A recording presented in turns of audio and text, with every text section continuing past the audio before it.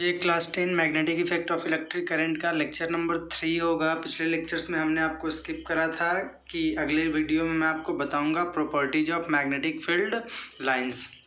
तो चलिए शुरू करते हैं।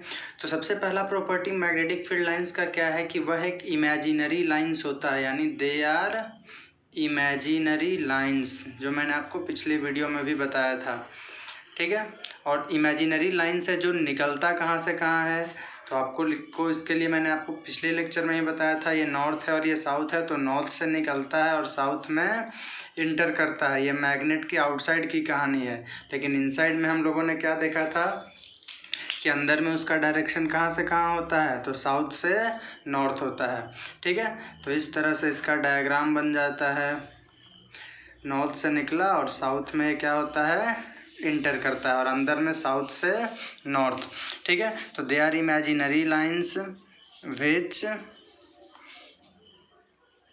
इमर्ज, जो इमर्ज होता है from north pole and enter करता है, इंटर इनटू कौन सा पोल, साउथ पोल। ठीक है, ये आउटसाइड की कहानी है, मैग्नेट के बाहर में। और अंदर में अगर डायरेक्शन की बात करो तो कहाँ से कहाँ होता है, ये आउटसाइड में and south to north, bracket में लिख लो क्या, इनसाइड द मैग्नेट। ठीक है, तो ये पहला प्रॉपर्टी हो गया हमारा।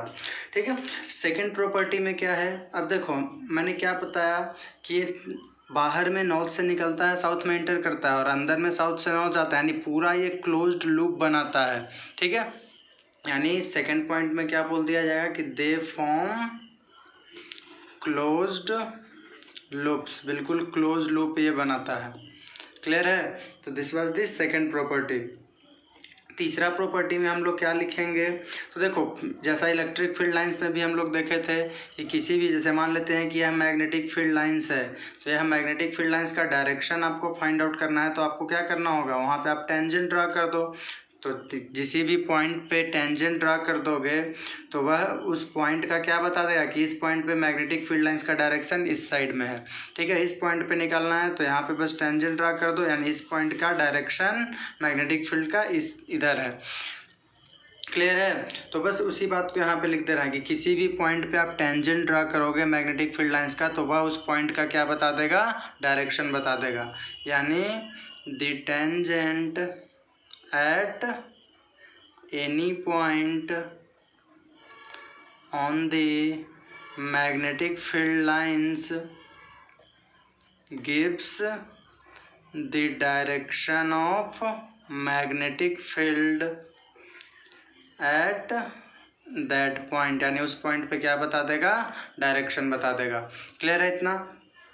अब जैसा कि उसमें हम लोगों ने देखा था कि दो इलेक्ट्रिक फील्ड लाइंस आपस में इंटरसेक्ट नहीं करता है, तो यहाँ पे भी सेम कहानी होगा कि दो मैग्नेटिक फील्ड लाइंस भी आपस में इंटरसेक्ट नहीं कर सकता है।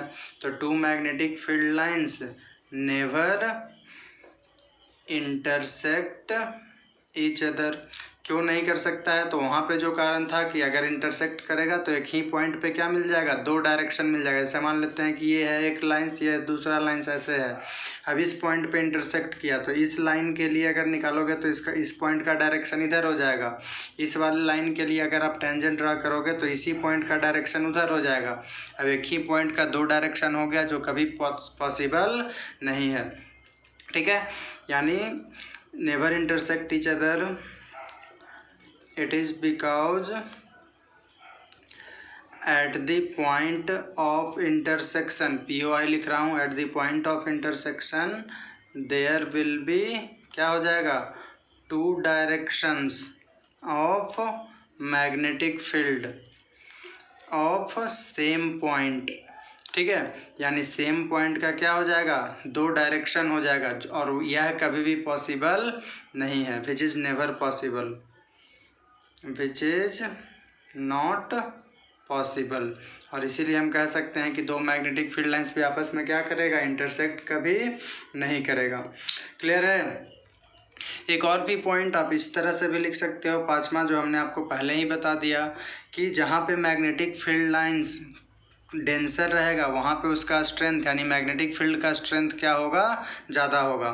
ठीक है, तो 5वां पॉइंट में आप खुद से लिख लोगे, मैं यहाँ पे लिख नहीं रहा हूँ। क्या लिखोगे कि the magnetic denser the magnetic field lines stronger will be the magnetic field and vice versa. हम पिछले लेक्चर्स में ही आपको लिख दिए थे। ठीक है, तो ये कुछ क्या हो गया, आपको डिफरेंस प्रॉपर्टीज़ मिल गया किस चीज़ का, मैग्नेटिक फील्ड लाइंस का। आप वीडियो को पॉज करके लिख लो पूरा को, मैं आगे बढ़ रहा हूँ। ठीक है, तो अगला टॉपिक जो आपका है एक छोटा सा, कभी कभी आपको एग्जामिनेशन में पूछ दे दिया है कि इलेक्ट्रिक फील्ड लाइंस और मैग्नेटिक फील्ड लाइंस के बीच में डिफरेंस क्या होता है। ठीक है, तो देखो बाकी सब तो प्रॉपर्टीज़ हम लोगों ने देखा कि ऑलमोस्ट सेम ही है। यहाँ पे बस पॉजिटिव से निकलता है, वहाँ पे पॉजिटिव से निकलता था, नेगेटिव में टर्मिनेट करता था। यहाँ पे क्या है, जैसे मान लेते हैं कि ये है electric field lines, electric field lines, heading दे देना difference between electric field lines and magnetic field lines. ठीक है, और इधर में मान लेते हैं कि है कौन सा, मैग्नेटिक फील्ड लाइंस। तो इलेक्ट्रिक फील्ड लाइंस क्या होता है, तो इसके लिए क्या बोले थे हम लोग कि पॉजिटिव चार्ज से निकलता है। ठीक है, प्लस क्यू से निकलता है और माइनस क्यू में क्या हो जाता है, नेगेटिव चार्ज में ख़त्म हो जाता है, यानी टर्मिनेट कर गया। तो ये क्लोज्ड लूप नहीं बनाया। ठीक है, लेकिन इसमें हम लोग क्या देख रहे थे मैग्नेट में, ये नॉर्थ है और ये साउथ है, तो नॉर्थ से निकला साउथ में गया बाहर में, और अंदर में भी साउथ से नॉर्थ। तो बस यही एक डिफरेंस है यहाँ पे कि जो मैग्नेटिक फील्ड लाइंस होता है वो क्लोज्ड लूप बनाता है, लेकिन electric field lines closed loop नहीं बनाता है। क्लियर है, तो यह दोनों के बीच में क्या हो गया, डिफरेंस हो गया। और बाकी तो आप देख सकते हो कि ये मैग्नेट के द्वारा होता है, ये चार्ज के द्वारा होता है, तो वो सब छोटी मोटी बातें हैं, लेकिन मेजर डिफरेंस की अगर मैं बात करूँ तो यही होता है। ठीक है, क्या लिख देंगे कि इलेक्ट्रिक फील्ड लाइंस फॉर्म्स, क्या फॉर्म करता है, तो सॉरी इसको मैग्नेटिक कर दो, magnetic field lines forms closed loop but electric field lines never form closed loops. ठीक है, क्लोज्ड लूप्स। तो ये आपको ध्यान में रखना है कि इलेक्ट्रिक फील्ड लाइंस और मैग्नेटिक फील्ड लाइंस के बीच में क्या डिफरेंस होता है। क्लियर है, तो आप लिख लो इसको। नेक्स्ट मैं अगला टॉपिक पे सीधा चल रहा हूँ। अगला टॉपिक जो हमारा है वो है अर्थ्स मैग्नेटिक फील्ड, यानी अर्थ का मैग्नेटिक फील्ड क्या है। ठीक है, अब देखो जो अर्थ का मैग्नेटिक फील्ड टॉपिक हम लोगों को पढ़ना है वो बस एक एजम्पशन है। ठीक है, यानी कोई अर्थ के अंदर में जाकर के घुस करके देखने नहीं गया है कि अर्थ के अंदर में क्या है क्या नहीं है, लेकिन जो बात बताया जा रहा है उसको आपको ध्यान में रखना है। तो हेडिंग क्या दे लोगे आप, अर्थ्स मैग्नेटिक फील्ड। ठीक है, यानी अर्थ का मैग्नेटिक फील्ड क्या होता है। तो देखो हम लोगों ने पहले लेक्चर में ही बात किया था कि अगर मान लेते हैं किसी भी मैग्नेट को आप सस्पेंड करते हो तो वो कौन से डायरेक्शन में अलाइंड हो जाता है, तो नॉर्थ और साउथ डायरेक्शन में वो जा कर के रुक जाता है। तो लोग सोचने लगे, साइंटिस्ट लोग सोचने लगे कि आखिर ऐसा क्यों हुआ, कितने जोग्राफिकल जो जोग्राफर्स जो थे वो सोचने लगे कि आखिर ऐसा क्यों हो रहा है। तो देखो इसका कारण बताया गया सिंपल सा बिल्कुल, हालांकि ये 100% करेक्ट नहीं है, लेकिन फिर भी आपके सिलेबस के अकॉर्डिंग आप ज्योग्राफी में जाकर के पढ़ोगे तो इसका एक्सप्लेनेशन अलग अलग थ्योरी दिया जाता है। फिलहाल मैं ज्योग्राफी नहीं पढ़ा रहा हूँ, आपको फिजिक्स आपके क्लास का पढ़ा रहा हूँ। ठीक है, तो उसी के अकॉर्डिंग मैं बात करूँगा।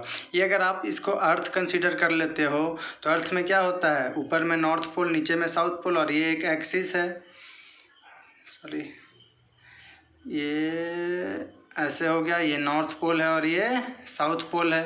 ठीक है, तो इसमें हम लोग क्या देख रहे हैं कि, और ये जो एक्सिस है ये ज्योग्राफिकल एक्सिस है, क्योंकि ज्योग्राफी ये नॉर्थ और साउथ दिया तो इसीलिए इसका नाम क्या पड़ जाता है, ज्योग्राफिकल एक्सिस होता है।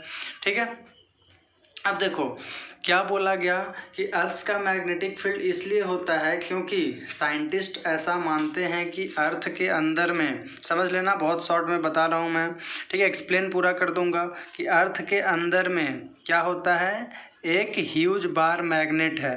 ठीक है, अर्थ के अंदर में एक ह्यूज बार मैग्नेट है और इस मैग्नेट का साउथ पोल जो है वो नॉर्थ की तरफ है और जो नॉर्थ पोल है वो किधर है, साउथ पोल की तरफ है। क्या बोला गया कि अर्थ के अंदर में, ये पहले तो अर्थ हो गया, अर्थ में नॉर्थ पोल होता है और साउथ पोल होता है। अब ये नॉर्थ और साउथ ज्योग्राफी से मिला इसको, तो इसीलिए इसको ज्योग्राफिकल एक्सिस बोलते हैं। अब क्या बोला गया कि ऐसा माना जाता है कि अर्थ के अंदर में एक ह्यूज बार मैग्नेट है, लगभग 1/5 इसका जो साइज है वो लगभग कितना बोला जाता है, तो 1/5 of the diameter of earth, यानी जो अर्थ का अपना डायमीटर है उसका कितना 1/5 है, इतना बड़ा इसका साइज है। और उस मैग्नेट का जो साउथ पोल है वो ज्योग्राफिकल नॉर्थ की तरफ है और जो नॉर्थ पोल है वो ज्योग्राफिकल साउथ की तरफ है। ठीक है, तो अब ये मैग्नेट हो गया। ठीक है, तो इस एक्सिस का नाम क्या दे दिया गया, देखो, तो इसका नाम दे दिया गया मैग्नेटिक एक्सिस, क्योंकि ये मैग्नेट यहाँ पे है तो इसीलिए इसका नाम क्या दे दिया गया, मैग्नेटिक एक्सिस नाम दे दिया गया। ठीक है, और दोनों के बीच में देखो एंगल पे थोड़ा सा, आपके बुक वगैरह में जो भी मैं देखा हूँ तो उसमें 15 डिग्री का है, 12th क्लास में आप जाओगे तो 23.5 डिग्री लिख देता है। तो आप अपने सिलेबस के अकॉर्डिंग ध्यान में रखोगे कि इसमें कितना दोनों के बीच का, यानी जो मैग्नेटिक एक्सिस है और ज्योग्राफिकल एक्सिस है, दोनों के बीच का इंक्लिनेशन कितना का है, 15 डिग्री का है। ठीक है, अब तुम देखो, जैसे मान लेते हैं कि फ़िलहाल इससे आपको विशेष कोई मतलब नहीं है, मैं जितना बता रहा हूँ आपको उतना ध्यान में रखना है। ठीक है, आपको इसमें पीएचडी नहीं करना है, आपको अपना एग्जामिनेशन देना है। ठीक है, पीएचडी करने के लिए उधर साइंटिस्ट दिमाग लगा रहे हैं कि आखिर ऐसा क्यों है। ठीक है, बहुत सारा थ्योरी आया, बहुत सारा थ्योरी फेल हुआ। ये थ्योरी जो दिया गया है ये एक्चुअली में बोल सकते हो कि एक तरह से फेल ही है, लेकिन फिर भी आपके सिलेबस में है तो मैं आपको बताऊंगा। अब देखो क्या बोला गया इसके लिए, मैं फिर से एक बार शॉर्ट में बोल रहा हूँ कि एक अर्थ है, अर्थ में क्या होता है, नॉर्थ पोल और साउथ पोल, चूँकि ये ज्योग्राफी से मिला इसीलिए इसको ज्योग्राफिकल एक्सिस बोलते हैं। अब ऐसा क्या माना जाता है, तो ऐसा माना जाता है कि अर्थ के अंदर में एक ह्यूज सेंटर पे एक ह्यूज बार मैग्नेट है और उस मैग्नेट का साउथ पोल जो है वो ज्योग्राफिकल नॉर्थ की तरफ है और नॉर्थ पोल जो है वो ज्योग्राफिकल साउथ की तरफ है। ठीक है, अब इसको, इस पोल का नाम अगर तुम पूछोगे तो इस पोल का नाम क्या हो जाएगा, मैग्नेटिक नॉर्थ पोल।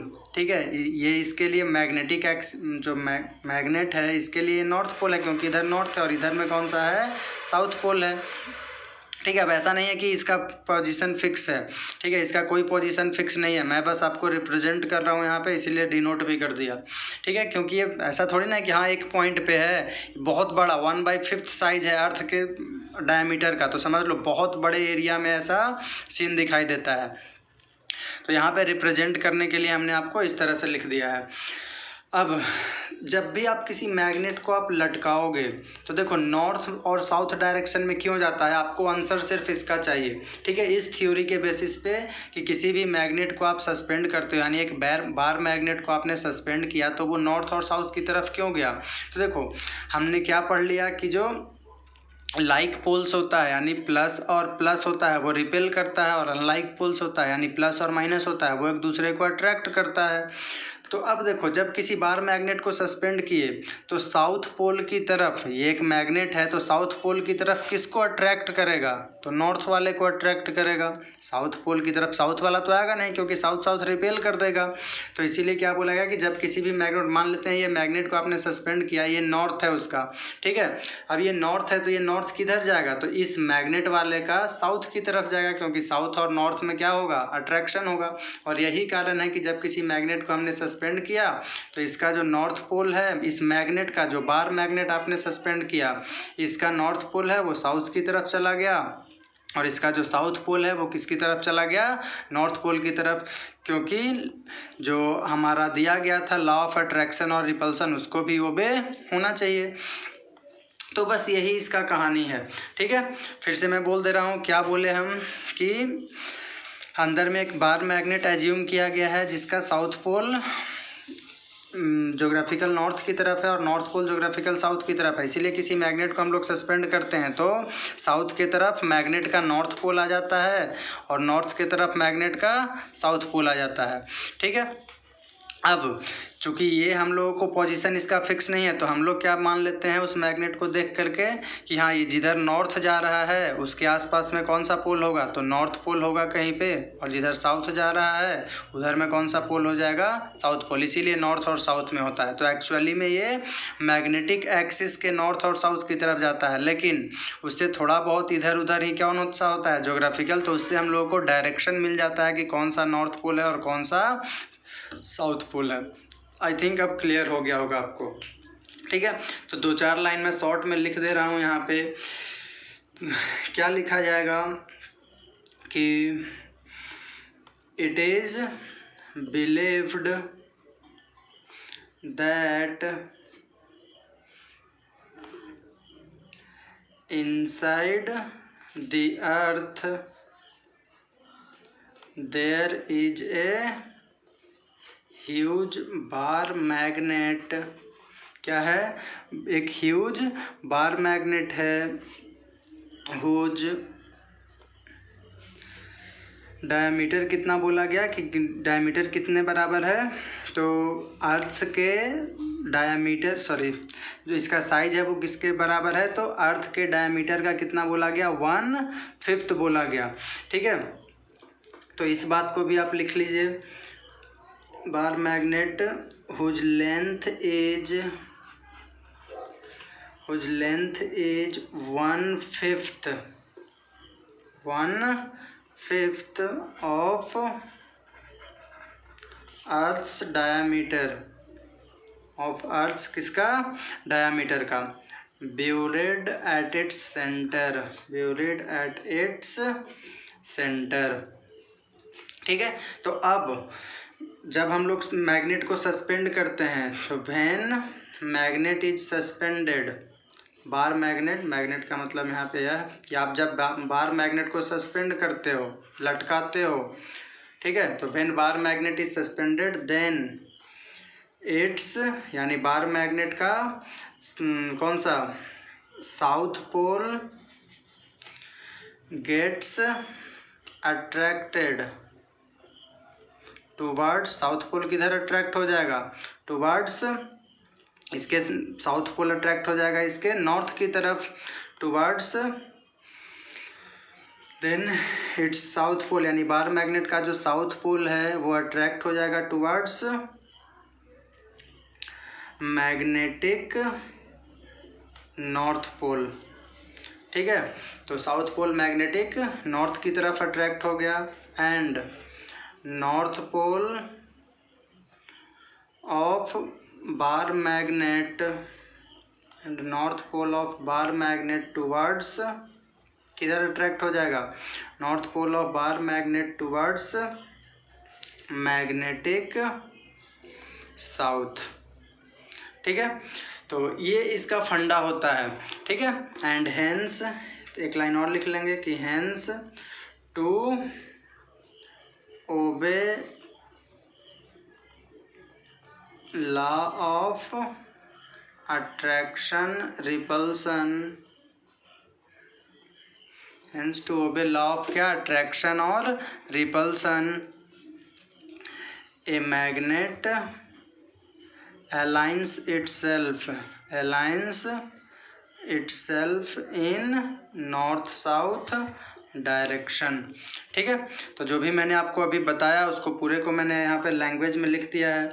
अब एक लाइन में और भी यहाँ पे जो बोले उसको लिख देना चाहता हूँ कि क्या बोले थे कि यह जो थ्योरी है वो पूरी तरह से सही नहीं है, अब ऐसा माना जाता है, यानी it is now believed that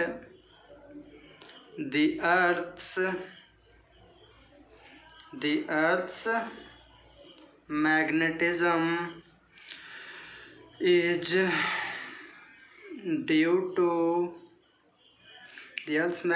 is due to the magnetic effect of current, is due to the magnetic effect of current, is due to the magnetic effect of current which is flowing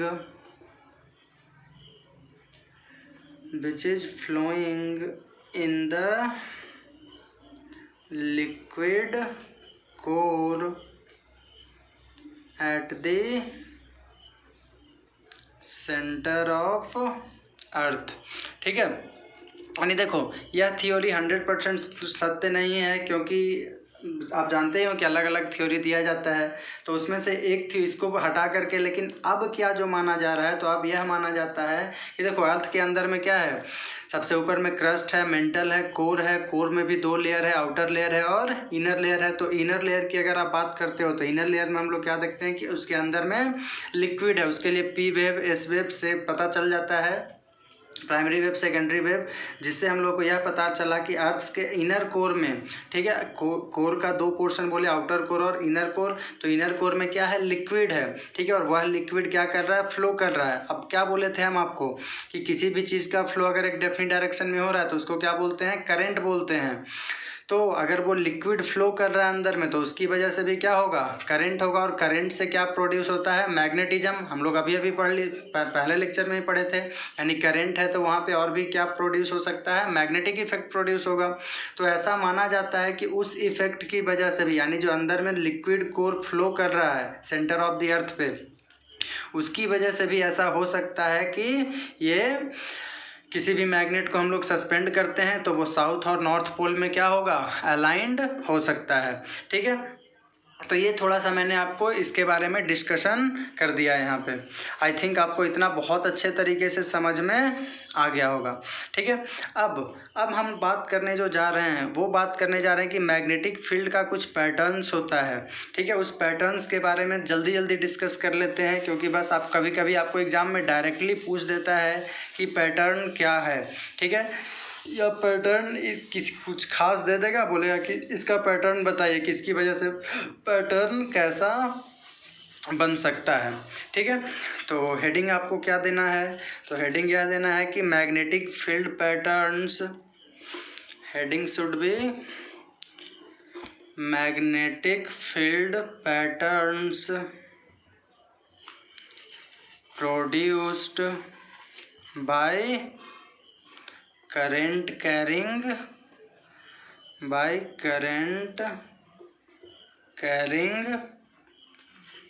conductor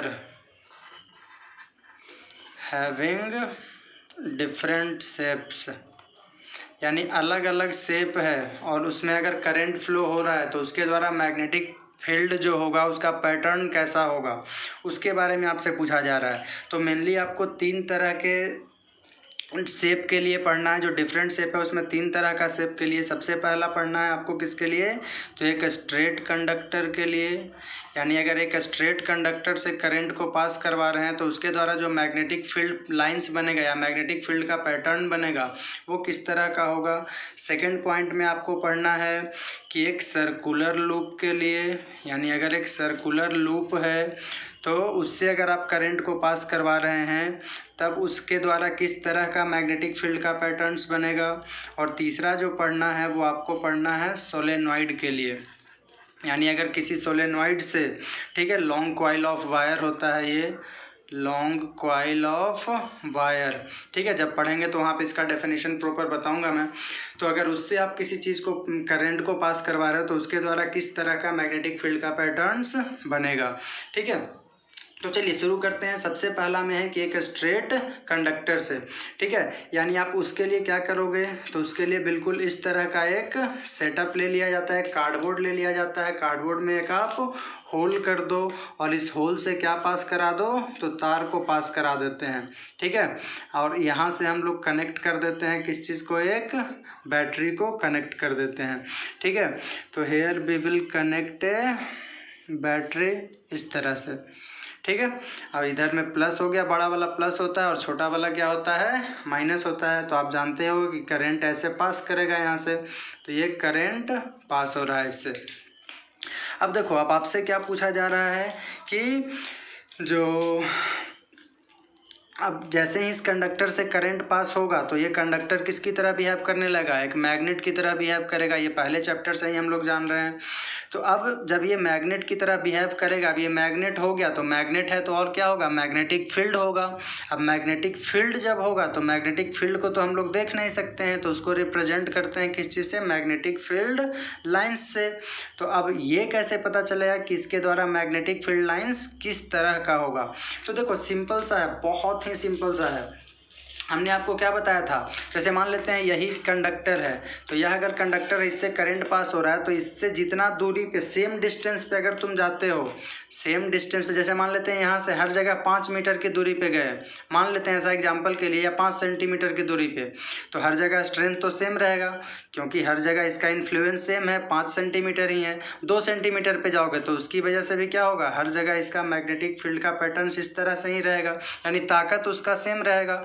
अगर 10 centimetre पे जाओगे तो हर जगह उसका ताकत क्या रहेगा, same रहेगा। इतना आपको बिल्कुल क्लियर हो गया होगा कि अगर सेम दूरी पे यहाँ से जाओगे तो उसका ताकत क्या रहने वाला है, सेम रहने वाला। 2 सेंटीमीटर पे ताकत सेम रहेगा हर जगह पे, इसके चारों तरफ 5 सेंटीमीटर पे या 3 सेंटीमीटर पे हर जगह इसका ताकत सेम, 4 सेंटीमीटर पे चारों तरफ इसका ताकत सेम, 10 सेंटीमीटर पे चारों तरफ कुल जितना भी पॉइंट है उस हर जगह पॉइंट पे इसका ताकत क्या रहने वाला है, सेम रहने वाला है। तो जब ऐसा ऐसा लाइंस देखोगे आप तो ये कैसा दिखेगा आपको, तो यह कुछ आपको इस तरह से दिखेगा कि 2 सेंटीमीटर पे देख रहे हो तो उसका हर जगह स्ट्रेंथ सेम, तो ऐसा हो जाएगा। 4 सेंटीमीटर पे तो इस तरह से हो जाएगा ऐसा, 10 सेंटीमीटर पे तो इस तरह से रहेगा ऐसा, यानी इस तरह का कुछ इसका पैटर्न, यानी मैग्नेटिक फील्ड का क्या बनता है, पैटर्न्स होता है। यानी magnetic field patterns produced by current carrying conductor हम लोगों को निकालना था, तो पैटर्न हम लोग देख लिए किस तरह का इसका पैटर्न होता है। तो सर्कुलर पैटर्न्स यहाँ पे देखा जाता है, जिसको कह सकते हो कि कॉन्सेंट्रिक सर्किल्स होता है, ठीक है। यानी मैग्नेटिक फील्ड का पैटर्न्स इसकी वजह से कैसा हुआ, तो हम लोग सीधा इसका आंसर लिखेंगे क्या, कॉन्सेंट्रिक सर्कल्स बनता है, ठीक है।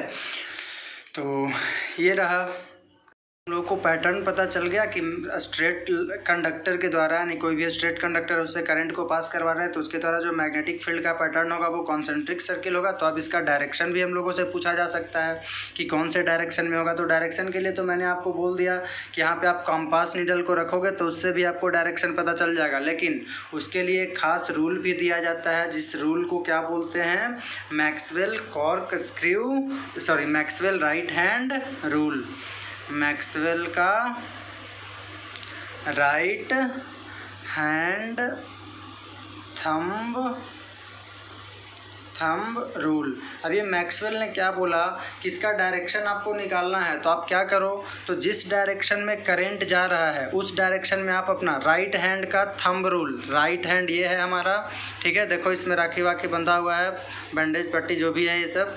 तो अब देखो क्या बोला जा रहा है उसके लिए कि जिस डायरेक्शन में करंट जा रहा है, यानी करंट अगर ऊपर जा रहा है तो आप अंगूठे को अपना ऊपर की तरफ रखो, ठीक है। करंट ऊपर जा रहा है तो अंगूठे को भी किधर रखो, ऊपर की तरफ, ठीक है, इस तरह से। और उसके बाद क्या कर लो, आप अपने फिंगर्स को इनसर्किल करो, there after incircle your fingers, ठीक है। जिस डायरेक्शन में फिंगर इनसर्किल हो रहा है वही डायरेक्शन आपका हो जाएगा किसका, मैग्नेटिक फील्ड लाइंस का। जैसे देखो तो ये ऐसे जा रहा है तो ऐसे घूमा, अब ये कौन सा डायरेक्शन हो जाएगा, एंटी क्लॉकवाइज है, ठीक है। वही अगर ऊपर से नीचे करंट आ रहा है, जैसे मान लेते हैं इसी तार में ऊपर से नीचे आ रहा है, तब इस बार अंगूठा को किधर रखना है आपको, तो इस बार अंगूठे को आपको नीचे रखना है। देखो ये हमारा अंगूठा है, इसको मैं नीचे रख रहा हूँ, और इस बार इनसर्किल करो, ठीक है। तो इनसर्किल करोगे तो ऐसे कुछ आ जाएगा, ठीक है, इस डायरेक्शन में, तो ऐसे आ रहा है, ठीक है, यानी ये क्लॉकवाइज हो जाएगा, ठीक है।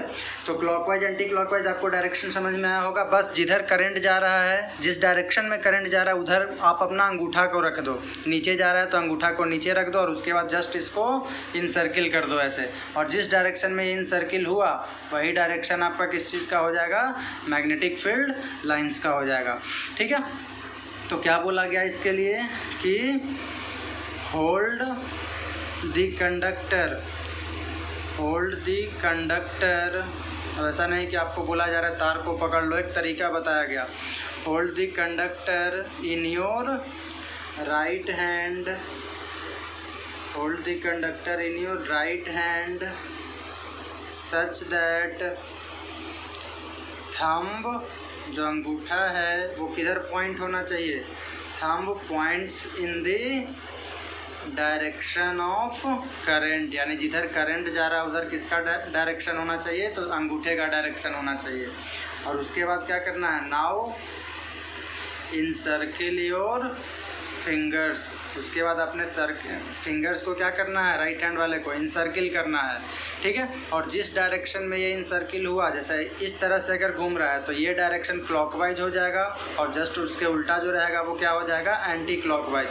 Incircle your fingers, this gives the direction of, this gives the direction of किसका, मैग्नेटिक फील्ड, ठीक है, या मैग्नेटिक फील्ड पैटर्न्स भी बोल सकते हो। जैसे इसी में देखो ये ऊपर की ओर जा रहा है तो ऊपर की ओर अंगूठा रख लिए, ठीक है, ऊपर की ओर अंगूठा रख लिया और ये इनसर्किल कर दिए तो कैसा गया, एंटी क्लॉकवाइज गया, ठीक है। एंटी क्लॉकवाइज मतलब इस तरह से आ रहा है ये, ठीक है। तो हम लोग लिख सकते हैं कि इसका डायरेक्शन जो होगा इसमें इस तरह से होगा, ऐसे, ठीक है। और इस साइड में ऐसे, ये इधर से जा रहा है तो ऐसे घूमेगा, तो ये इधर ऐसे हो जाएगा।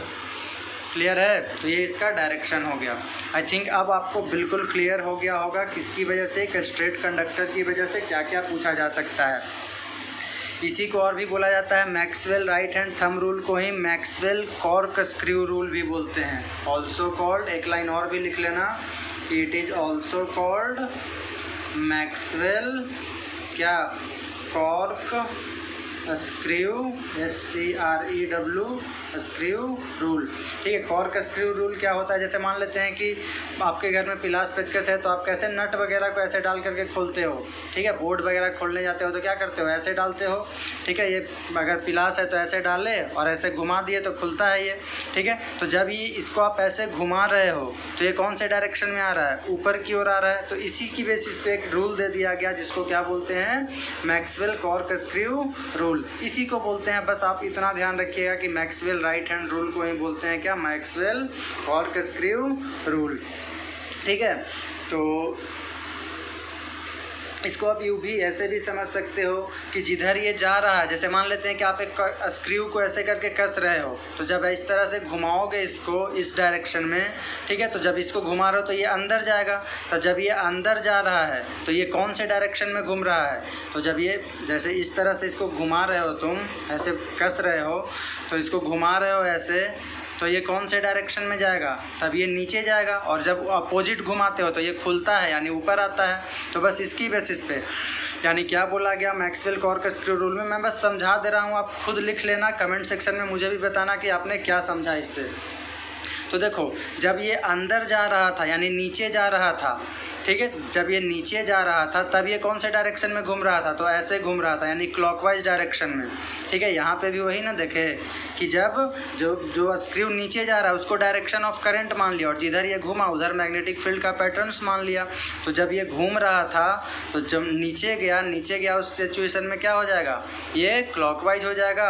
और जब इसको हम उल्टा घुमा रहे थे तो उल्टा घुमा रहे हैं तब ये कहाँ आता है, ऊपर आता है, यानी ऊपर आ रहा है। इट मीन्स अगर ऊपर करंट जा रहा है तो उसके लिए क्या हम लोगों ने देखा कि एंटी क्लॉकवाइज। तो ऊपर कब आया, जब हम इसको उल्टा घुमाएं, ऐसे घुमा रहे हैं, ठीक है, यानी एंटी क्लॉकवाइज हो गया। तो इसी रूल को ऐसे भी समझने के लिए बोल दिया गया, जिसको क्या बोला गया, मैक्सवेल का कॉर्क स्क्रू रूल, ठीक है। आई थिंक इतना आपको बिल्कुल अच्छे तरीके से क्या हो गया होगा, क्लियर हो गया होगा, ठीक है। बाकी दो टर्म्स जो इसमें है सर्कुलर लूप और सोलेनॉइड की वजह से वो हम लोग पढ़ेंगे नेक्स्ट क्लास में। तो आज के लिए इतना ही रहने दे रहा हूँ बच्चों, धन्यवाद, जय हिंद।